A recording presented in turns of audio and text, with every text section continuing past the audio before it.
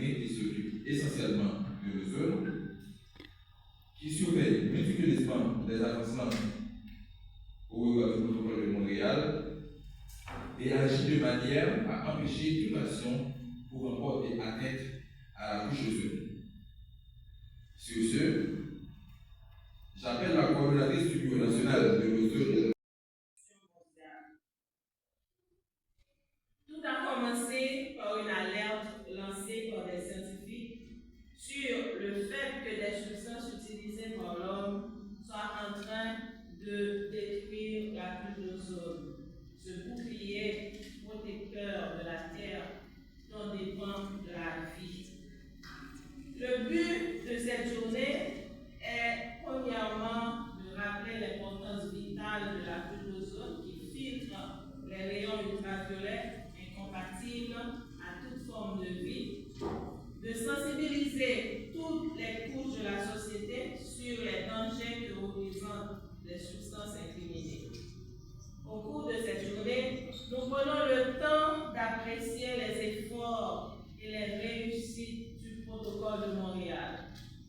Grâce à son leadership dans la mise en place d'une coopération orchestrée des gouvernements, des scientifiques et des industries, 99% des substances qui appauvrissent la couche d'ozone ont été éliminées. La couche d'ozone est aujourd'hui en voie de guérison et selon les scientifiques, elle devrait être totalement reconstituée à l'horizon de 2050. En éliminant les substances qui appauvrissent la couche d'ozone, le protocole de Montréal a fait d'une pierre deux coups.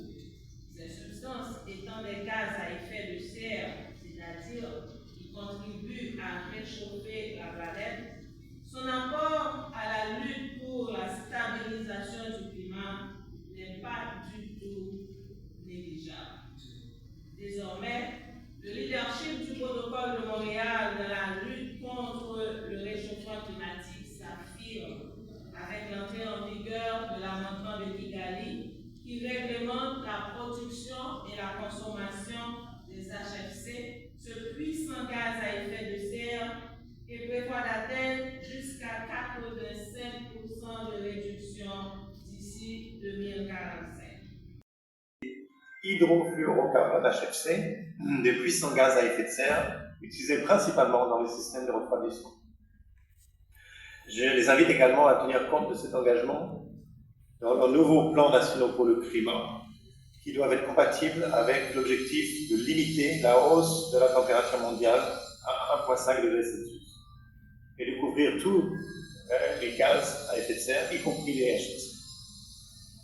La mise en œuvre complète de l'amendement de Kigali pourrait éviter un réchauffement de 0,5 degré Celsius d'ici la fin du siècle.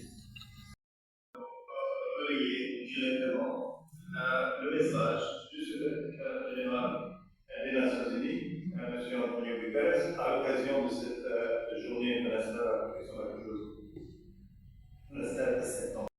On célèbre notre préoccupation du ministère de l'Environnement, du gouvernement haïtien, qui est sur la biodiversité. Et donc, je regrette. Je m'adresse aujourd'hui à vous à l'occasion de la célébration de la Journée mondiale de la protection de la couche d'ozone. Un événement d'importance capitale pour le pays et particulièrement pour le ministère de l'Environnement, porteur de cette problématique. Je ne saurais manquer à mes obligations de directeur général en ne pas venir avec vous célébrer cet événement d'importance.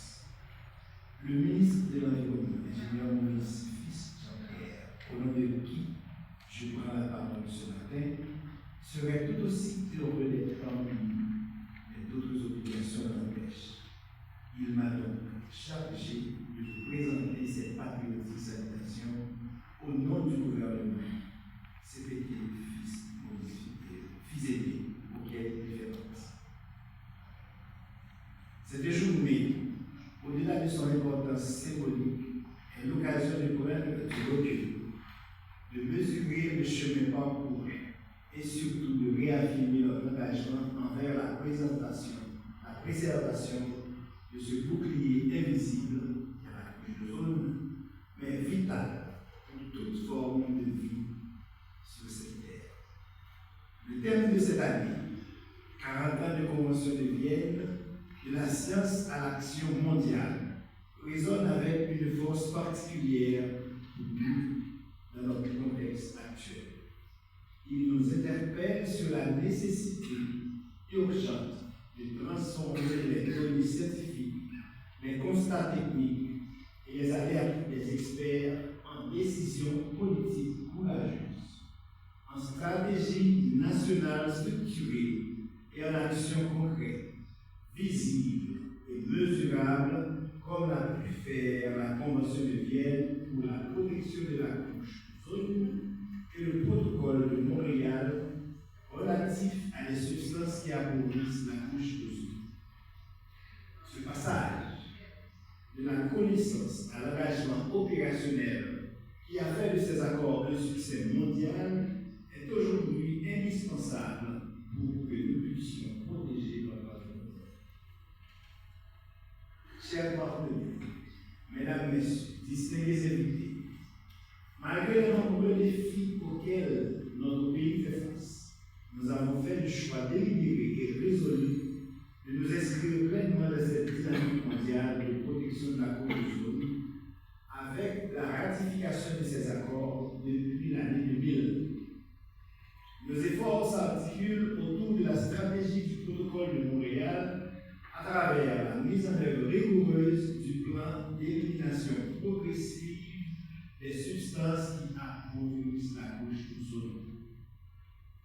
Nous avons mis en place un système de licence d'importation strictement réglementé qui constitue aujourd'hui l'un des piliers de notre stratégie nationale de gestion des substances appauvrissant la couche d'ozone.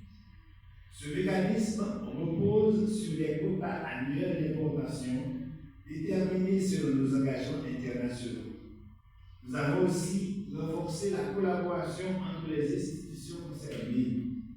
Et je veux citer l'administration générale des douanes et le ministère du Commerce et de l'Industrie, présents avec nous ce matin, afin de garantir que les quotas soient respectés et que les produits non conformes soient interceptés.